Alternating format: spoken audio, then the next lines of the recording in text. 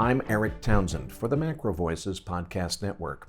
The target audience of this two-part video series is central bankers, lawmakers, and government officials.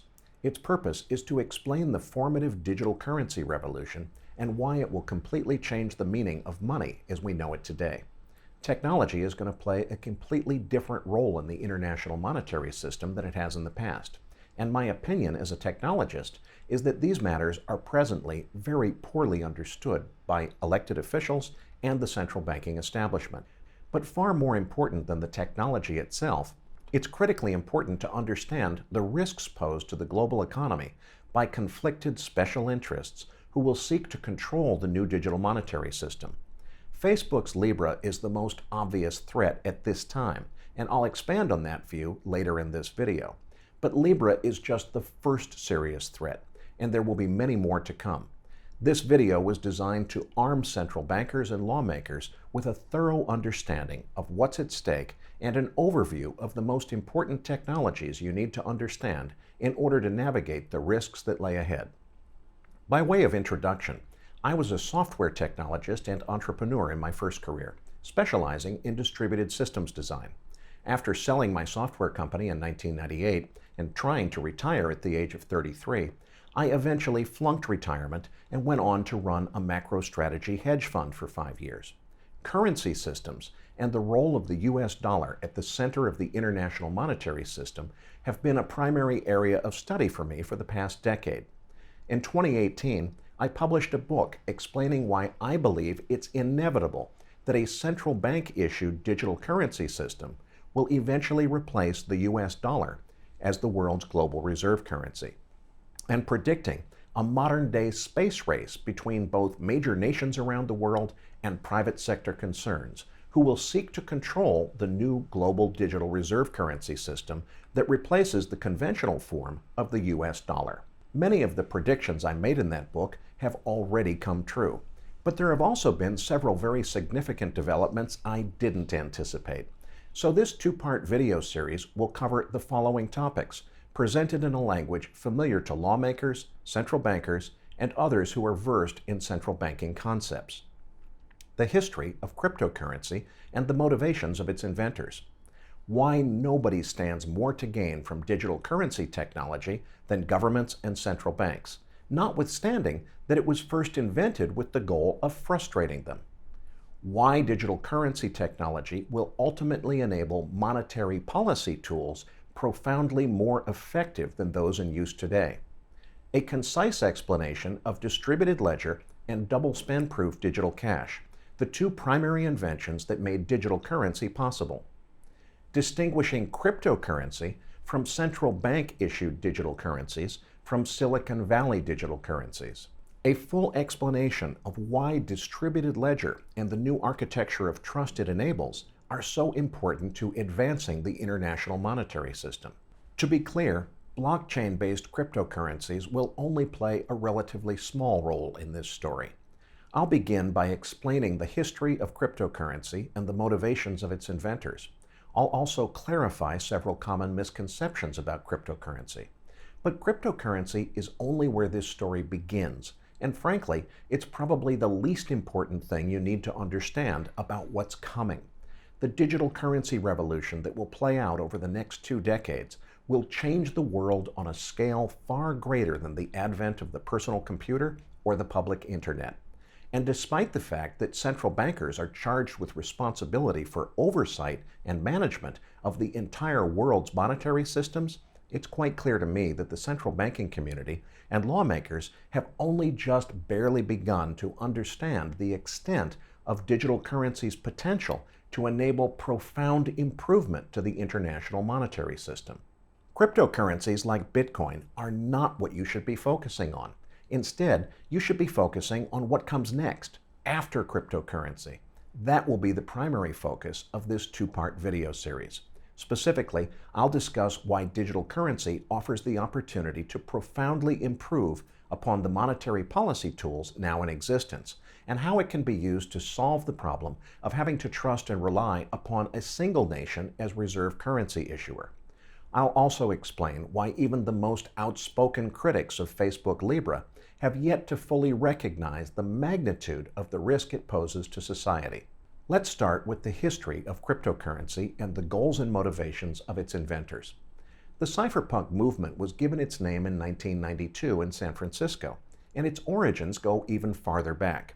The cypherpunks are a well-organized group of like-minded activists who hold the opinion that governments around the world abuse their authority by unreasonably spying on and interfering with the lives of private citizens.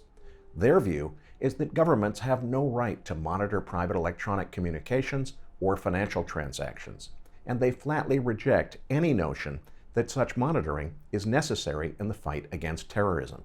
In fact, many of them see government intelligence agencies as the criminals and see themselves as the heroes fighting to save the people from tyranny.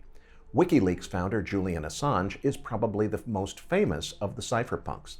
The cypherpunks' first major accomplishment was the creation of PGP, a free software program which offers anyone on Earth the same military-grade data encryption technology that is used by major intelligence agencies to protect secret communications.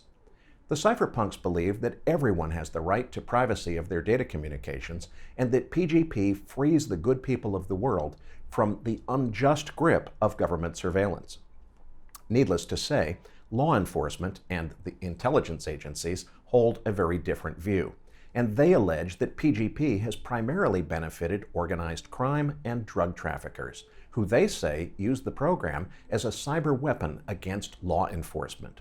PGP gave everyone on Earth the ability to encrypt online communications, but the cypherpunks' greatest aspiration has always been to find a way to enable financial payment transactions to occur over the internet in a system that is impervious to government monitoring, oversight, and control.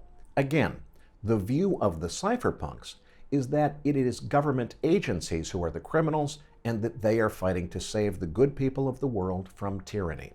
Another popular view held by many cypherpunks is that central banking itself represents a criminal threat to humanity. Think of the cypherpunks as high-tech gold bugs on steroids.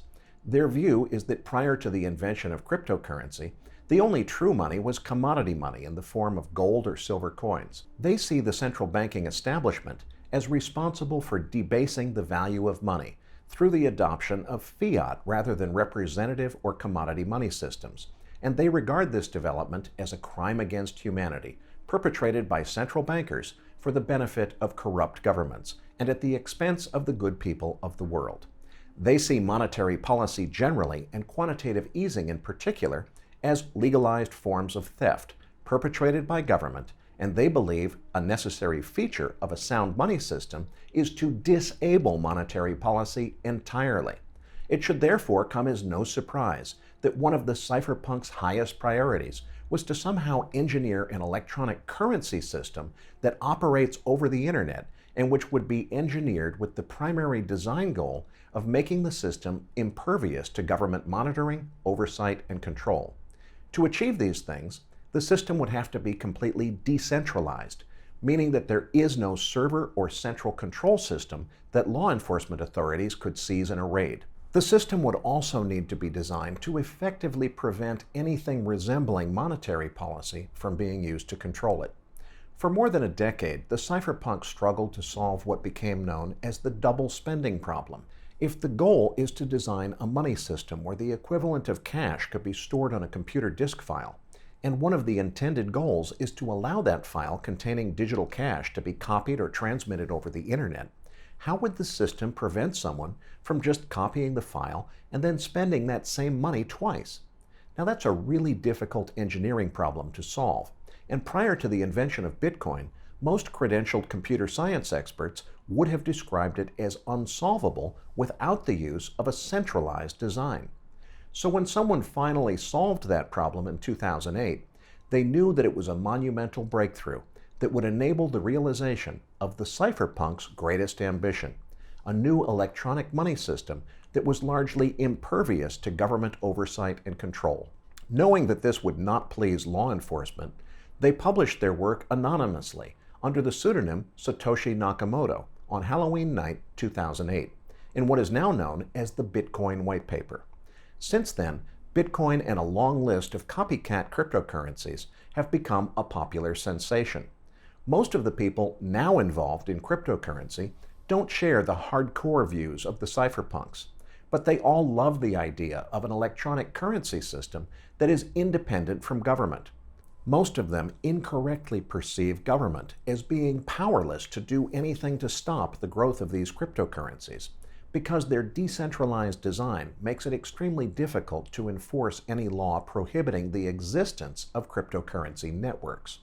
This has led to the popularization of the belief that Bitcoin or another similar cryptocurrency will eventually evolve to replace the US dollar as the kingpin of the international money system.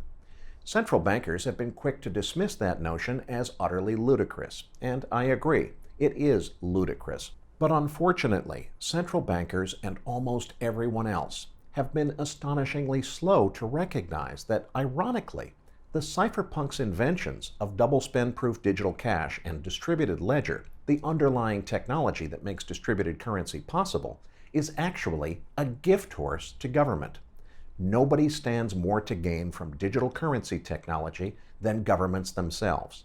The cypherpunks' inventions, despite their contrary intentions, directly enable profound improvements to the international monetary system and advances in monetary policy tools far beyond central bankers' wildest dreams. I'll elaborate on that claim in part 2 of this video. Central bankers have taken an interest in understanding cryptocurrency for the purpose of assessing whether and to what extent it poses a threat to the financial system. But they've been shockingly slow to recognize that the most profound advances in monetary policy and central banking in centuries could be achieved by reconfiguring the same technologies that underlie cryptocurrency in a completely different way. Part 2 of this video will take a deep dive into that subject. Just as I predicted in my book, central bankers have recently taken an interest in the possibility of CBDCs, or central bank-issued digital currencies. But so far, the focus has been on understanding blockchain and what it might offer the central banking establishment. That's absurd. As I'll explain in detail in part 2, the reason that the blockchain distributed ledger is so cherished by cryptocurrency designers is that it's presently the best known way to achieve the goal of creating government-proof currency systems that aim to thwart the ability of law enforcement to regulate or control the currency system. Now, since that's obviously not a goal of central bankers, interest in blockchain is entirely misplaced. Meanwhile, nobody seems to be paying attention to where the real opportunities exist to dramatically improve the international monetary system and develop new monetary policy tools that will make current methods look stone-aged by comparison. I'll have much more to say about all of that in part 2. But before going on, I want to talk about something that literally represents an existential threat to the entire central banking establishment and a serious threat to the financial security of the entire planet. That threat is something I've begun calling SVDCs, for Silicon Valley digital currencies.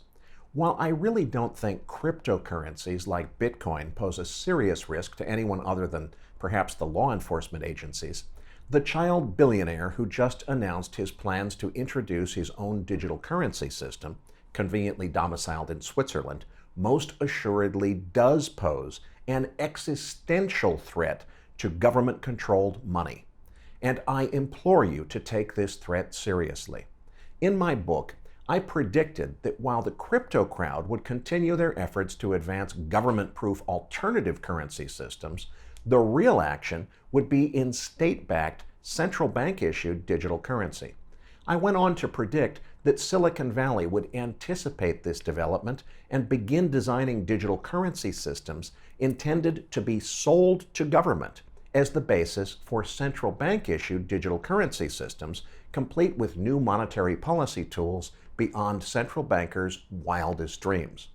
To some extent, that's already coming true. For example, Hedera Hashgraph is a digital currency technology you should be keeping a very close eye on, and I'll have a lot more to say about it in part 2.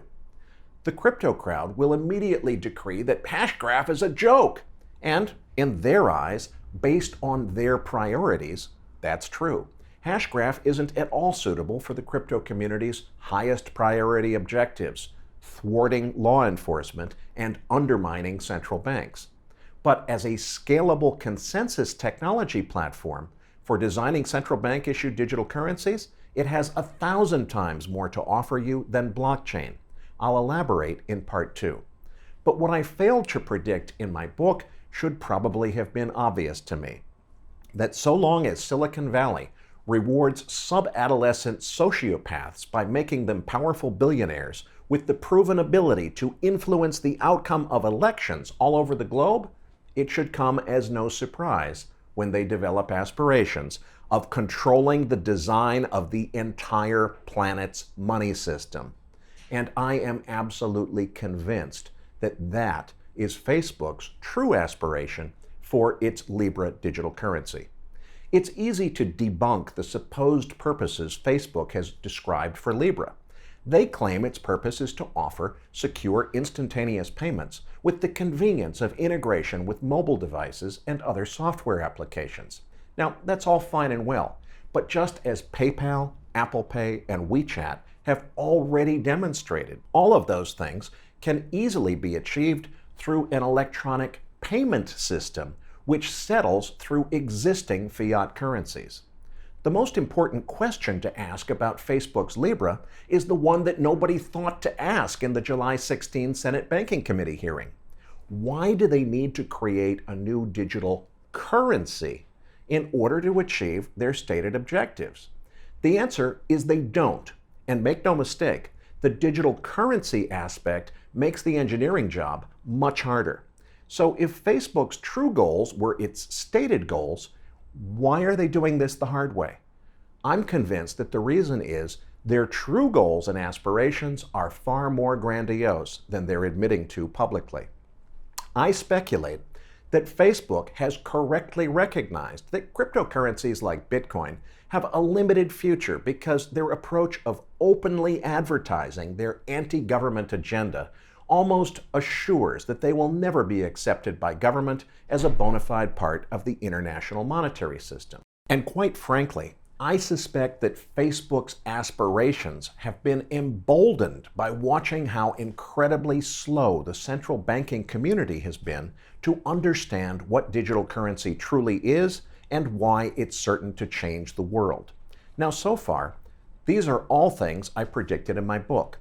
But instead of designing a digital currency system to sell to the central banking establishment to allow central banks to coin digital money, which is what my book predicted Silicon Valley would do, I'm convinced that Facebook sees the opportunity to introduce Libra under false pretenses initially, and then grow its market share and user affinity to the point that it becomes politically impossible to oppose. At that point, Facebook will just act as if it was the popular voice of the people that led to Libra's eventual de facto adoption as the world's new global currency system for all domestic and international commerce around the globe. Now, I'm well aware of how far-fetched that probably sounds to many of you, but I challenge you to answer just one simple question. If these are just my paranoid delusions, and if Facebook really has no such aspirations, then why in the world would they put themselves at a disadvantage against Apple Pay, WeChat, and PayPal by adding the technological challenges of engineering a large-scale digital currency system when they could very easily compete with Apple Pay and the other payment platforms that they claim to want to compete with by settling their transactions using existing fiat currencies? The answer is obvious. They intend to use this convenient payment platform as a vehicle through which to advance their true aspirations, the creation of a major global-scale digital currency system of their own design under their own control. Are these ideas of mine utterly preposterous? Well, perhaps. But here's an even more preposterous idea: that the true purpose of the Facebook social media platform was never really to give the world a way for people to stay in touch with their friends, and that it was always intended to covertly collect and monetize metadata about their users. Now, look, That's an even more preposterous allegation than what I've just said about Facebook's true aspirations for Libra. And look at how that one turned out. So my single most important message to lawmakers and the central banking community is this. Whether you recognize it or not, digital currency is going to profoundly change the world we live in. Within 25 years, all money will be digital, and there's nothing you can do to stop or change that outcome. The choice that you do have before you is whether you're going to come to terms with the monumental gift horse you've been given by the cypherpunks and lead the digital currency revolution by advancing the international monetary system to completely new levels yourselves, or if you're going to just bury your heads in the sand, continue pretending that digital currency isn't really money, and wait for this character to amass several orders of magnitude more power than he already has. That choice is yours to make, and I would be happy to offer you my help if you want it. And by the way, my prediction is that Facebook was only the first of the Silicon Valley tech giants to go public with its plans for a digital currency system of their own design. I'm convinced that other big players in Silicon Valley are already working on their versions, and they probably won't be any more forthcoming about their true aspirations than Facebook has been. But these people are not stupid. They can see that the time has come for money itself to be re-engineered using technology derived from the cypherpunks' inventions. There's probably still time to get some of them to partner with you rather than compete against you. For reasons I'll explain in part 2, Hedera Hashgraph is one company you should take a close look at. But based on how slow the central banking establishment has been in coming to terms with cryptocurrency, it should come as no surprise when some of the interests in Silicon Valley see the opportunity to advance their own currencies under false initial pretenses for the true purpose of competing with and ultimately replacing far inferior government-issued conventional currency systems that define the current global economy. In the July 16th Senate Banking Committee hearing, Senator Rounds described cryptocurrency as the way of the future. If we change the word cryptocurrency to digital currency, he's exactly right. So even politicians can see the writing on the wall. The digital currency revolution that has already begun is going to completely change the world we live in, with or without government participation. In that same hearing, Facebook's Calibra chief, David Marcus, was evasive in answering questions about why Facebook had chosen Switzerland to domicile their new venture. To my ear, he never really gave a clear and credible answer. In my book, Beyond Blockchain, written a full year before that hearing, I predicted that if Russia and China wanted to attack the United States government's position of advantage over the international monetary system, they would probably not do so with a digital version of their own currencies. I predicted that instead, the most effective means of attack would be to create an independent central bank to administer a digital currency whose purpose was to compete with and eventually replace the US dollar as the world's global reserve currency. And I predicted that they would probably headquarter it in Switzerland. Do you really think that was a coincidence? While still at Harvard, Facebook's founder, Mark Zuckerberg, famously described people who trust him as dumb fucks. My message to lawmakers and senior government officials is simple. Don't be a dumb fuck. The reason they're headquartering Libra in Switzerland is that they know that when their true ambitions of controlling how the entire planet's digital money system works becomes clear, the US government will clamp down and clamp down hard. They're domiciling Libra in the neutral jurisdiction of Switzerland so as to plan ahead to have some degree of immunity from US regulatory oversight when the full extent of their true aspirations becomes clear to everyone. Technology equals power. Digital currency technology equals the power to advance what money itself is in ways beyond most people's imagination. And with or without the leadership of government, that's exactly what's going to happen. Money as we know it today will cease to exist within 25 years, and it will be replaced by much more versatile, powerful digital money that achieves things never before possible. The only open question is whether lawmakers and the central banking establishment will step up to the challenge and assure that whatever digital currency systems are developed serve the best interests of society, or if you're going to just leave it up to a sociopathic child billionaire to decide what the priorities should be. His intentions are now clear, and he already has first mover advantage. Now, it's your move. Please, take this seriously. The future of money itself literally depends on how quickly you guys come to terms with a sea change that's already in motion around you. Don't be a dumb fuck. Take control of this process before it's too late. Exactly what policymakers need to do isn't completely clear. Government isn't qualified to design or even specify functional requirements for the new digital money system that will define the future.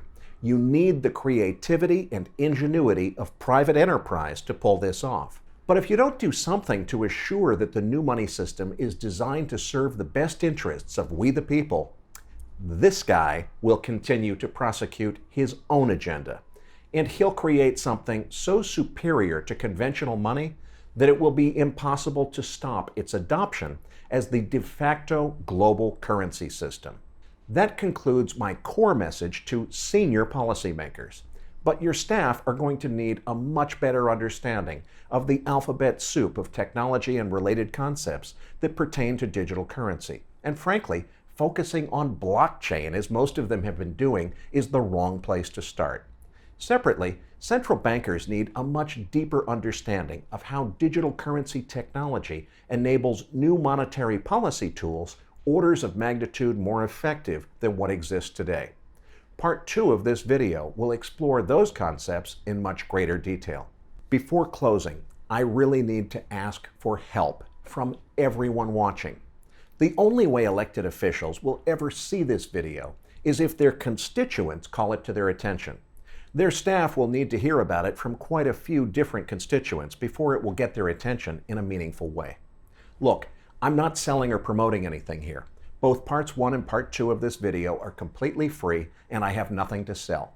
My sole motivation is to get policymakers to stop worrying about what blockchain is and start focusing on much more important issues.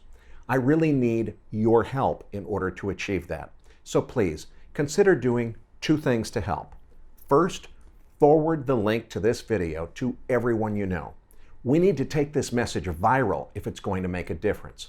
Second, reach out directly to elected officials in your country and implore their staff to bring this video to the attention of senior officials, particularly senior staff at central banks around the world. We, the people, have to come together if we want our voices to be heard, as money itself is re-engineered to become something completely different than what we're used to in coming years. That's going to happen no matter what. The open question is whether the world's new digital money systems are designed to serve the needs of we the people or just those of this character. The way for you to make a difference right now, today, is to forward a link to this video to everyone you know and to your elected officials. For those of you who want to understand all of the details, part 2 of this video is free of charge at macrovoices.com. It goes into detail about distributed ledger technology, why blockchain is the wrong distributed ledger for global scale currency systems, how digital currency technology enables revolutionary new monetary policy tools, and a host of other topics. For the Macro Voices Podcast Network, I'm Eric Townsend. Thanks for watching.